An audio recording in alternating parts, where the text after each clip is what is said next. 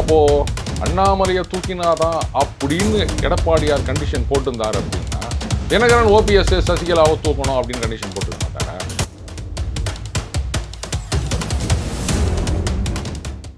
ஏதாவது பெரிய பொறுப்பு கொடுத்தாகணும். இல்லை அப்படின்னா அவருடைய ஆதரவாளர்களை அவங்களால சாட்டிஸ்ஃபை பண்ண முடியாது. அப்புறம் அந்த 18 அப்படின்றது சர்ன்னு பரமபதத்தில் பாம்பில் இறங்கி கீழே வந்த மாதிரி.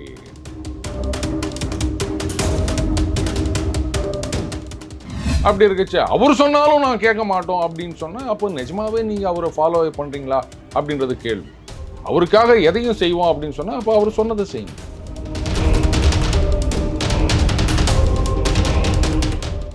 சரிங்க, அப்போ வந்து அன்னைக்கு வந்து ஊழல் அப்படி A1 அப்படின்லாம் சொல்லிட்டு அவங்களோட கூட்டணி வச்சுக்க முடியுமா அப்படின்னா என்ன புதுசாக இன துரோகின்னு சொல்லிட்டு கூட்டணி வச்சதை பார்க்கல. கமலஹாசன் இவங்களெல்லாம் பார்த்த பிறகு நம்ம வந்து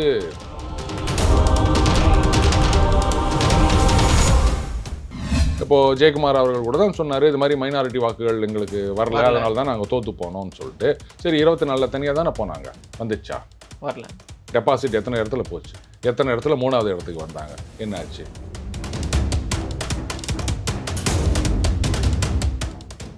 ஆனால் அந்த மெயின் ஸ்ட்ரீம் மீடியா அப்படின்னு சொல்கிற நேஷனல் மீடியான்னு சொல்கிற இங்கிலீஷ் சேனல்களே பார்த்தீங்கன்னா எல்லாரும் உட்காந்து இப்படி தான் சொல்கிறாங்க. முஸ்லீம் ஓட்டு அதோடத்தான் அவங்க வந்து ஆரம்பிக்கிறாங்க, அதனால் அவங்கள வந்து வீழ்த்த முடியாது, இப்படிலாம் பேசிகிட்டு இருக்காங்க. அப்புறம் அரசியல்வாதிகள் மத அரசியல் செய்கிறார்கள், ஜாதி அரசியல் செய்கிறார்கள்னு சொல்கிறதுக்கு பத்திரிகையாளர்களுக்கு என்ன யோகியதை இருக்குது சொல்லுங்கள்?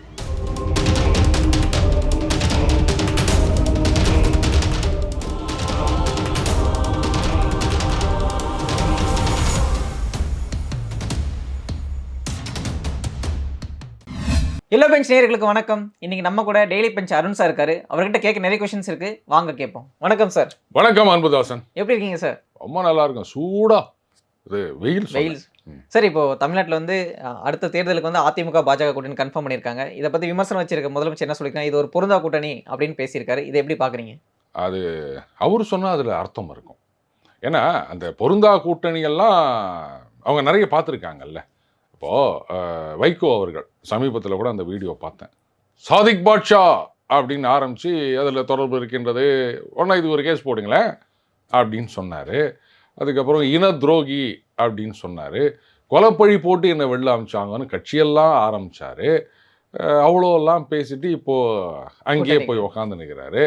அதுவும் அந்த பொருந்தா கூட்டணி அது மேனேஜ் பண்ணுறாங்க. பட் அது பொருந்தா கூட்டணின்னு அவருக்கு தெரியும் இல்லையா? அதே மாதிரி தான் அந்த ரிமோட்டை தூக்கி போட்டு உடச்சார் பாருங்க ஒருத்தர். இந்த சந்துரு நீங்கள் ஒரு மானஸ்தம் இருந்தானே அப்படின்னு கவுண்டமணி கேட்பார்ல, அதை இவரை பார்த்து தான் கேட்கணும். அன்றைக்கி வந்து அப்படிலாம் ஒச்சிங்களாங்க, டிவியெல்லாம் தூக்கி போட்டு ஒச்சிங்க, அவரை இழிவுபடுத்த வேண்டும் என்றால் அப்படின்னு என்னென்னவோ சொன்னீங்க. இவ்வளோ கேவலமாலாம் பேசினீங்க. நீங்கள் ஒரு 3ஆம் தர 4ஆம் தர அரசியல்வாதியோட கேவலமாக நீங்கள் அன்றைக்கி அவ்வளோலாம் பேசிட்டு இன்றைக்கி அங்கேயே போய் ஒட்டி நிற்கிறீங்களே அப்படின்லாம் நீங்கள் அவரை கேட்கக்கூடாது. அதுக்கு ஏதாவது ஒரு அர்த்தம் புரியாமல் ஒன்று சொல்லுவார், நம்ம மண்டையை கீச்சுன்னு உக்காந்துருக்கணும். ஸோ இந்த மாதிரி கூட்டணிகள்லாம் அவங்களோடையே இருக்கிறதுனால பார்த்தோன்னே அவருக்கு தெரியுது அது பொருந்தா கூட்டணி அப்படின்னு. ஆனால் நம்மளதும் பொருந்தா கூட்டணி.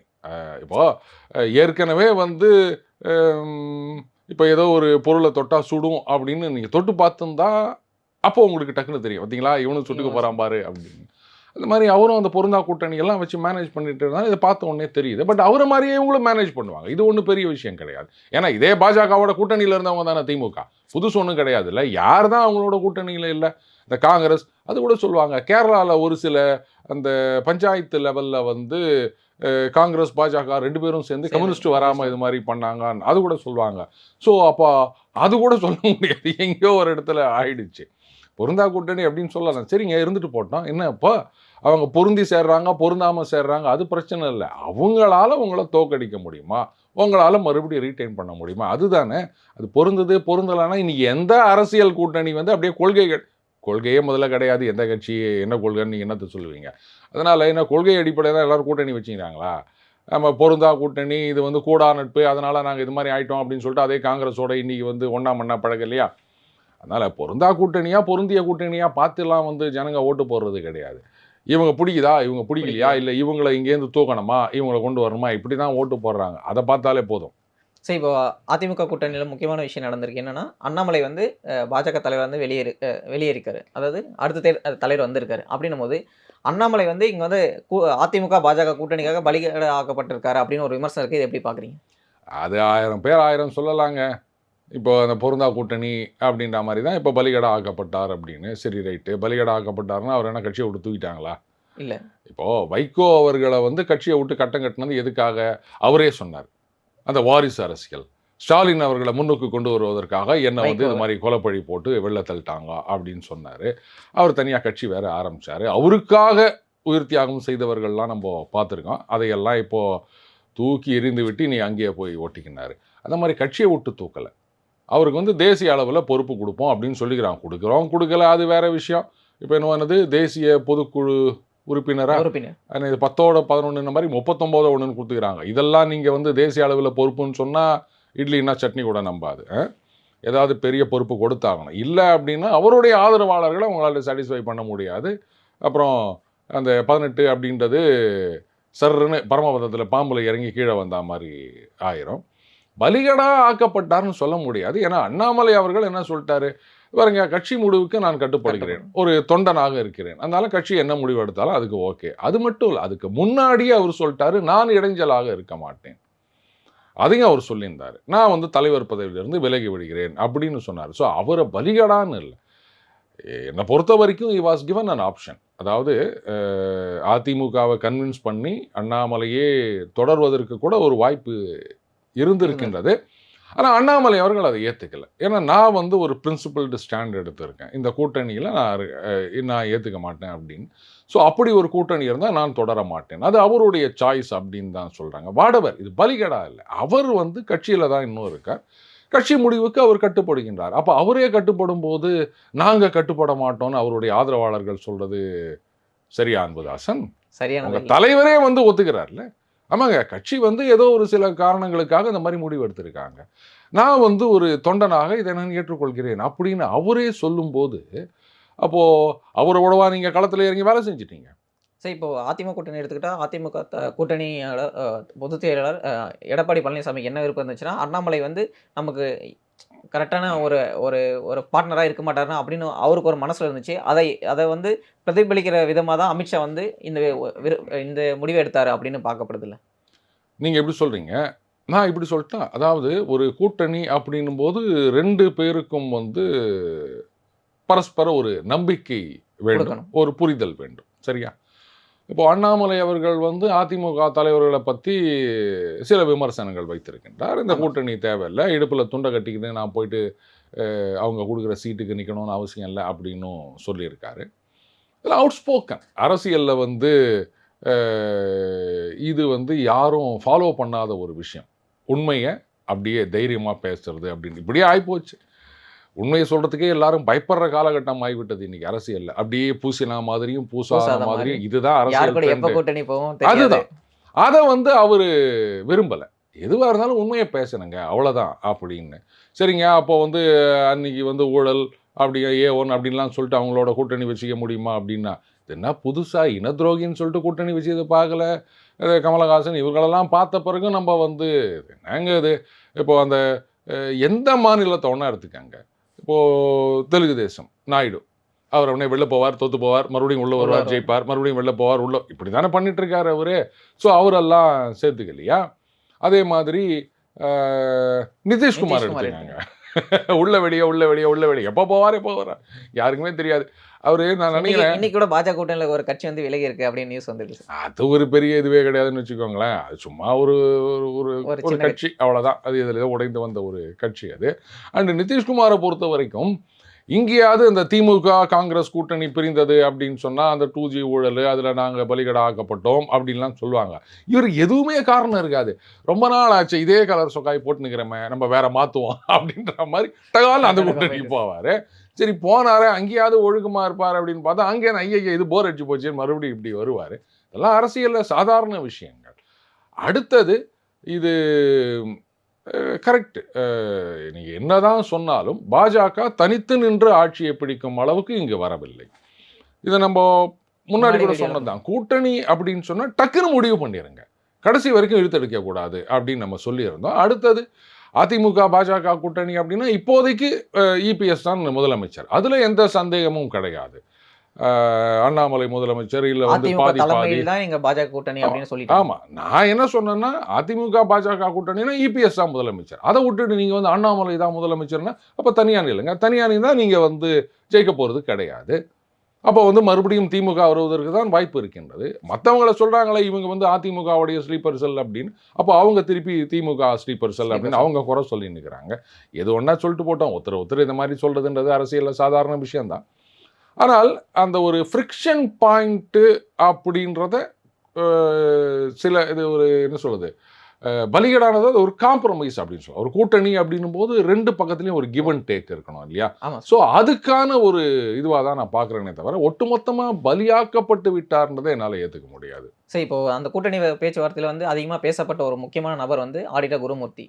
அப்படின்னும் போது இந்த இடத்துல வந்து அவர் வந்து இதுக்கு முன்னாடி ஒரு மீட்டில் என்ன சொல்லியிருந்தாருன்னா, என்டிஏ கூட்டணி ஃபார்ம் பண்ணோம். ஆனால் அதுக்கு வந்து இபிஎஸ் வந்து தலைமையேற்க வந்து ஒரு ஈக்குவலான நபரா அப்படின்னு ஒரு கொஸ்டின் எழுப்பியிருந்தார். இப்போ வந்து அதுக்கு வந்து அமித்ஷாவோ இல்லை எடப்பாடியோ எல்லாரும் ஒத்து சேர்ந்து தலைமை ஏற்றிருக்காங்க. அப்படின்னும் போது இங்கே என்ன மாற்றம் நடந்திருக்குன்னு அவர் நினைக்கிறாரு? இல்லை, அவர் என்ன நினைக்கிறாருன்னு நான் சொல்ல முடியாது. இதில் குருமூர்த்தி அவர்கள்கிட்ட போய் பேசினாங்கன்னா எப்படி அவர் எடப்பாடி அவர்கள்கிட்ட பேசினார் அப்படின்னு ஏதாவது சொல்றீங்களா? சரி, அது வந்து எனக்கு தெரியல. இல்ல ஏன்னு சார், கேட்டீங்கன்னா அவர் வந்து ஒரு அமித்ஷா வந்து இங்க சென்னைக்கு வந்ததுல அவருடைய மீட்டிங் வந்து ஒரு முக்கியமான பார்ட்னர். அவர் வந்து இதுக்கு முன்னாடி அவர் கிரிட்டிசைஸ் பண்ணியிருக்காருல்ல இபிஎஸ். அப்படின்னும் போது இப்போ எப்படி அவர் ஏத்துக்கிட்டாரு? இல்ல அது வந்து அவருடைய கருத்து அவர் சொல்றாருங்க. இப்போ நான் என்ன கேட்குறேன்னா, இப்படி குருமூர்த்தி அவர்கள் தான் எடப்பாடியை கன்வின்ஸ் பண்ணார் அப்படின்னு சொல்றீங்களா? ஏன்னா அவர் வந்து ஓபிஎஸ்க்கு நெருங்கிய நண்பர். அவர் சொல்லி தான் தியானம், ஏன்னா அவரே ஒரு தடவை சொல்லிட்டாரு, நான் தான் வந்து தியானம் பண்ண சொன்னேன் அப்படின்னு வேற அவர் வேற ஒரு ஸ்லாங்ல சொன்னாரு. ஏதோ ஒன்று சொன்னார், ரைட்டா? அப்படி இருக்குச்சே இது எடப்பாடி அவர்களுக்கு தெரியாம இருக்குமா? தெரிஞ்சிருக்கும். அப்போ நீங்க வந்து எடப்பாடி கிட்ட இவர் பேசினார்னா அவர் ஒத்துந்திருப்பாரா? அதனால அவரு வந்து இங்க பேசினாரா அங்க பேசினாரா அது எனக்கு தெரியாது. எல்லாரும் ஒரு கருத்து வச்சிருப்பாங்க, அது கருத்து மாத்திப்பாங்க. பட் அவர் வந்து இது மாதிரி கன்வின்ஸ் பண்ணார் இவரை பண்ணார் அப்படின்னா அது என்னால் ஏற்றுக்க முடியும். ஏன்னா அதுக்கான வாய்ப்பு இல்லைன்னு நான் நினைக்கிறேன். மற்றபடி அந்த சேஞ்சிங் சினரியோ, ஸோ அதனால் வந்து ஒவ்வொருத்தரும் அந்த மாதிரி முடிவை மாற்றிக்கொள்ளலாம். அதுக்கு நம்ம எதுவும் சொல்ல முடியாது. மேட்ச் ப்ரோக்ரஸ் ஆகும்போது நேற்று கூட பாரு, அந்த சிஎஸ்கே பவர் பிளேயில் பார்த்தீங்கன்னா இவங்க தான் ஜெயிக்க போகிறாங்க அப்படின்னு மிடில் ஓவர் வந்தோன்னா ஐயோ மறுபடியும் ஆரம்பிச்சிட்டானுங்கடா அப்படின்னு நான் எழுந்து போய் படுத்துட்டேன். இதுக்கு மேலாம் வேலைக்கு ஆகாது அப்படின்னு. அப்புறம் பார்த்தா காலையில் பேப்பரை பார்த்தா ஜெயிச்சிட்டாங்க அப்படின்னு சொல்கிறாங்க. ஸோ ஆட்டம் எப்படி போதோ அதுக்கேற்ற மாதிரி 6 ஓவரில் இவங்க தான் ஜெயிக்க போகிறோம்னு சொல்லியிருந்தவங்க இது ஊற்றி கொண்டு போய் படுத்துக்கிறோம் இல்லையா? அந்த மாதிரி சேஞ்சிங் சினரியும் அதுக்கேற்ற மாதிரி ஒருத்தர் கருத்தை மாற்றிக்கலாம். அது வந்து நம்ம தப்புன்னு சொல்ல முடியாது. ஆனால் இவர் தான் பண்ணார், ஆதாரம் வேணும் தம்பி. சார், இப்போ என்டிஏ கூட்டணியில் வந்து ரொம்ப முக்கியமான பார்ட்டாக இருக்கிறவங்க வந்து ஓபிஎஸும் டிடிவி தினகரன் அப்புறமா சசிகலா. அப்படின்னும் போது இவங்களை வந்து மறுபடியும் நான் கூட்டணியில் கட்சியில் சேர்த்துக்கணும் அப்படின்றதுல வந்து இபிஎஸ்க்கு விருப்பமே கிடையாது. அவர் வந்து மறுபடியும் துரோகிகள்னு சொல்கிறாரு. அப்படின்னும் போது இந்த கூட்டணி வந்து எந்த அளவுக்கு ஜெல்லாகும்னு நினைக்கிறீங்க? அதாவதுங்க 7G ரெயின்போ காலனி பார்த்தீங்களா? நான் பார்த்தேன். அதில் வந்து அவங்க அந்த ஹீரோயின் பேர் என்ன, சோனியா. அவங்க வந்து அவங்க தம்பியை கூட்டின்னு வந்து இவனையும் ஆட்டத்துக்கு சேர்த்துக்கோங்க அப்படின்வாங்க. அவங்க விளையாடலை, அதனால விளையாடுறவங்க கிட்ட வந்து ஆட்டத்துக்கு சேர்த்துக்கோன்னு சொல்லலாம். ஆனால் இங்கே இவங்களே கட்சி வச்சுக்கிறாங்க, ஏன் அவங்க கட்சியில் சேர்த்துக்க வேண்டியது தானே, அதனை நீங்கள் வந்து ஏன் கட்சியில் சேர்த்துக்கன்னு சொல்லி கேட்பாங்க மாட்டாங்க. இத்தனைக்கு தினகரன் அவர்கள் தனியாக ஒரு கட்சியை வச்சு நடத்தினுக்கிறாரு, அதுலேயே அவர் சசிகலா அவர்களை சேர்க்கலை. அவங்க இன்னும் வந்து பொதுச் செயலாளர் அப்படின்னு சொல்லிட்டு இருக்காங்க. அதனால் அவங்களெல்லாம் நீங்கள் இங்கே வந்து சேர்த்துக்கோங்க அப்படின்னு யாருமே சொல்ல முடியாது. பட் அவங்க வந்து தனி என்டிட்டியாக போன தடவை பலாப்பழம் சின்னம் அந்த மாதிரி வந்து அவங்க பாஜக அசோசியேட் மெம்பர் அந்த மாதிரி கூட நிற்கலாம்.